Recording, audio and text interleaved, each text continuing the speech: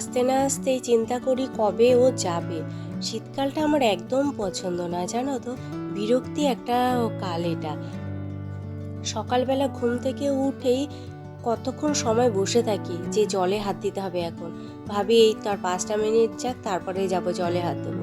আর ঘুম থেকে উঠেই তো জলের কাজ শুরু। শুকনো কাজ তো বলে কিছু নেই, সবই তো জলের কাজ। রান্নাঘরে যাবে তাও জলের কাজ, বাথরুমে যাবে জামা কাপড় কাচতে তাও জলের কাজ। এর জন্য আমার বিরক্তিই লেগে যায়, আর জলে তো মোটে হাত দেওয়া যায় না। আর এখন না ঠান্ডার মধ্যে ট্যাঙ্কির জল তো তোমার মনে হচ্ছে বরফ গলা জল। কি যে সময়, সকালেও বরফ গলা জল, রাতেও বরফ গলা জল। কোন সময়ে তুমি কাজ করে শান্তি পাবে না এই শীতকালে। Good morning, welcome back to my channel. আশা করি তোমরা সবাই ভালো আছো। সোমবার ওয়ার্ল্ডে তোমাদের সবাইকে অনেক স্বাগত আর অনেক ভালোবাসা দিয়ে নতুন দিন, নতুন সকাল, নতুন একটা ব্লগ শুরু করলাম। এখন জামা কাপড়গুলো সব ধুয়ে দিলাম। জামা কাপড়গুলো সকাল সকাল ধুয়ে দিলে তাহলে বিকেলের মধ্যে শুকিয়ে যায়। শীতকাল তো টানের দিন, তাড়াতাড়ি শুকিয়ে যায়, অসুবিধা হয়। গাছগুলোকে ভাবছি ছাদে দিয়ে আসবো। দেখি আজকে ছাদটা তো তালা দেওয়া থাকে, দেখি আজকে খোলা আছে কিনা। যদি খোলা থাকে তাহলে এই গাছগুলো আজকে দিয়ে আসবো, কারণ আর বেশি দিন তো সময় নেই। দেখি গাছগুলো ছাদে দিয়ে আসি, দিয়ে কদিন একটু জল টল দিয়ে আর দেখি ওরা কেমন থাকে না থাকে। ভালো থাকলে আমি একটু বেরিয়েও শান্তি পাবো, তাই না বলো? চলো এবারে যাই ঘরে। এখানটা দাঁড়ালে না হাওয়া লাগে খুব। এখন একদম দরজা জানলা খুলে রাখতে পারছি না গো, হাওয়া দিচ্ছে কি। আর ওপরে না অল টাইম যেন হাওয়া আর হাওয়া। এর জন্য একটু সময় দরজা জানলা কিচ্ছু খুলে রাখতে পারছি না। এই তো হয়েছে এখন পরিস্থিতি। কবে যে যাবে এই শীতকাল। মাংস রান্না করব, মশলাপাতি সব একসাথে নিয়ে মেখে নিচ্ছি। আর আলুটা ভেজেছি যে একবারে মেখে নিচ্ছি। মাংস জল ছাড়া করবো তো আজকেও, তার জন্য। আর আজকে মাংসে না ঝাল দিয়েছি বেশি করে আর কি, কাঁচা লঙ্কা বাটা দিয়েছি। আজ কিন্তু সব তোমার বাটা লঙ্কা দিয়ে রান্না করা। রান্না করা বলতে কি, রান্না করছি বাটা লঙ্কা দিয়ে। কোনো কিছু আজকে গুঁড়ো দিইনি, জিরাও পর্যন্ত বেটে নিয়েছি। চলো, ওদিকে তেল গরম হয়ে গেছে। আর এখানে না আমি অল্প একটু তেল দিয়েছি, বেশি তেল আছে দিইনি, অল্প তেল দিয়েছি, কারণ কড়াইতে তেল দিয়েছি।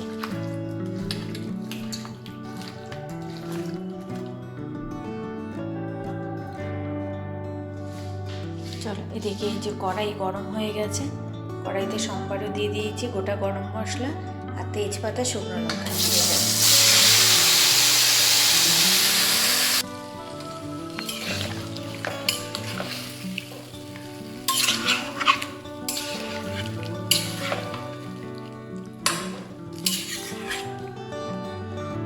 মাংসটা হোক, ততক্ষণে যাই ঘরে, রায়কে জিজ্ঞাসা করি। কিরে রায়, তুই কি ভ্যাপার নিবি?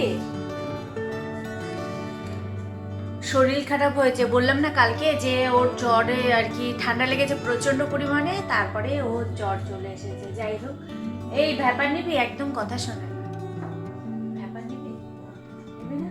তাহলে তো মাথার ভারটা ছাড়বে না। কষ্ট আর মুখ খুব জ্বালা করে।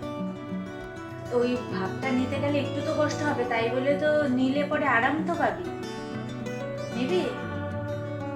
তাহলেই করবো গরম জল। একটু গরম জল করে দিলাম আর কি, ঠান্ডাটা কাটিয়ে তারপরে দিয়েছি। আর ও নালে খেতে পাচ্ছে না জলটা, প্রচুর কাশি হচ্ছে, তারপর কাশি হচ্ছে, সব কিছু। চলো, এদিকে আমি আমার ভাতের জলটা বসিয়েছি। আজকে যেহেতু ও কিছু খেতে পাচ্ছে না, তার জন্য ওর পছন্দ মতো খাবার হলো ফ্রাইড রাইস আর হলো মাংস কষা। চলো এবার চালটা দিই।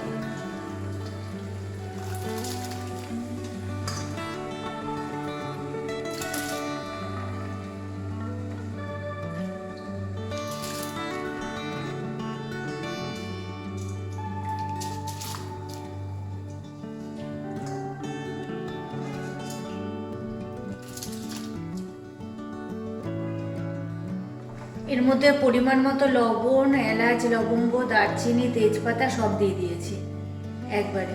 দিয়ে জলটাকে ফুটিয়েছি, ফোটানোর পর চালটা দিয়ে দিলাম। মাংসতে জল দিইনি, মাংসে জল ছেড়েছে অনেকটাই, দেখো আর মাংসটাতে আজকে দেবো ক্যাপসিকাম। ক্যাপসিকাম দিয়ে করবো মাংসটা, তার জন্য লাস্টে দিলাম ক্যাপসিকাম, কারণ ক্যাপসিকাম আগে দিলে না তোমার গন্ধটাই থাকবে না, ক্যাপসিকামের যে গন্ধটা সেটাই থাকবে না। আর এই দেখো মাংসটা,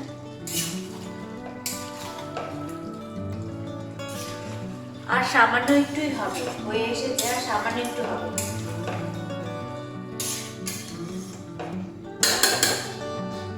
এটা হলে তারপরে গরম জল করে দেবো। বোতলগুলো সব খালি হয়ে রয়েছে জানো তো, একটাতেও জল নেই। ভাবলাম জলগুলো সব এক এক করে ভরে নিই। একটা দুটো খালি হলে তারপরেই কিন্তু ভরে নিলে এতটা ঝামেলা লাগে না। কিন্তু আমার ওই যে আলসে, আমি জল ভরাতে ভীষণ পরিমাণে মনে হয় না এখনো তো ভর্তি আছে, সেগুলো আগে খেয়ে শেষ করি তারপরে আবার ভরবো। এই করে করে প্রত্যেকটা বোতল যখন শেষ হয়ে যায় তখন গিয়ে আবার জলটা ভরি। আর রাই তো সুস্থ থাকলে রাই ভরে। আর আজকে আমার বেলা পড়েছে, যেহেতু ওর শরীরটা খারাপ। কটা বাসন ছিল, তাই ভাবলাম এগুলো মেজে রেখে দিই। বাসন যদি এখন জমাই না, তোমার ওই রাত্রে কি আমার আর মাজতে ইচ্ছা করে না। স্নানের পর আমার আর কিছু করতে ইচ্ছা করে না। ওই খাওয়ার থালা দুটো যে মাজি অতীব কষ্টে। মনে হয় যেন স্নানের আগে যা যা কাজ তা করে নিই বাবা, স্নানের পর খাওয়া দাওয়ার পর ওই যে আমি কম্বলের নিচে ঢুকবো আর আমার বেরোতে ইচ্ছা করে না। সেই সন্ধ্যের সময় সন্ধ্যে পুজোটা দিই, তখনই বেরোই, তখনই যা টিফিন খাওয়া দাওয়া করি, তারপর আবার কম্বলে যেত। আর জানো তো, সেদিনকে তোমাদের সাথে শেয়ারই করা হয়নি, আমাদের জানালার কাছে দেখছি কুয়াশায় পুরো ভর্তি হয়ে রয়েছে, তার মধ্যে নামও লেখা যাচ্ছে। এতটা পরিমাণে কুয়াশা পড়েছে, কি অবস্থা হলো। আর যা ঠান্ডা, এর মধ্যে কি আর রাত্রেবেলা কোনো কাজ রাখা যায়? আর এই ঝুড়িটার মধ্যে না ভাতটা উপর দিয়েছিলাম, আর কি জল ঝরিয়েছিলাম, তার জন্য কিছুটা ভাত লেগে রয়েছে। এর জন্য ওটা ভালো করে ধুয়ে নিলাম, ওর ভাতগুলো ছাড়ছিলই না। একটা না আমার ঝুড়ি কিনতে হবে, ওই যে স্টিলের বাটিগুলো আছে না ফুটো ফুটো, ওইগুলো কিনতে হবে জানো তো। এই রাইস করলে পরে ভাত ঢালার খুব সমস্যা হয়ে যায়। চলো, জলগুলো এদিকে পুরোটা ভরে নিয়েছি আমি, তার ফাঁকে আবার একটু বাসন মেজে নিলাম, আর একটু রান্নার কাজ ছিল সেটাও করে নিলাম। আর এখন জল ভরা পুরো হয়ে গেছে, এগুলো সব গুছিয়ে রাখছি। ভাবছি এক এক করে বোতলগুলো পাল্টাবো জানো তো। প্লাস্টিকের বোতল নাকি বেশি দিন জল খেতে নেই, অনেকটা পুরনো হয়ে গেলে সেটা নাকি বাদ দিয়ে দিতে হয়। কালো বোতলগুলো কেনা কিন্তু অনেক দিন হয়েছে জানো তো, অনেক দিন বলতে কি অনেক বছর হয়ে গেছে। এগুলোকে ভাবছি এবার পাল্টাবো। আর স্টিলের বোতলই এবার কিনবো, এই প্লাস্টিকের বোতল আর কিনবো না। এই প্রতিবার কয়েক বছর বছর পাল্টাতে আর ভাল লাগে না। তবুও অনেক বোতল কিন্তু ফেলে দিয়েছি। আর স্টিলের বোতল আছে দুটো, এই দেখো, এই একটা, আরেকটা আছে সেটা ফ্রিজে রাখা রয়েছে।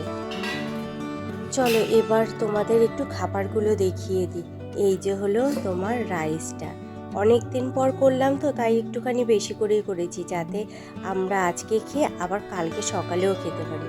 এইসব খাবার করলে না আমি সাধারণত একটুখানি বেশি বেশি করেই করি, সব সময় তো আর করা হয় না, তার জন্য যখনই করব তখনই যেন মন খুশিয়ে খেতে পারি।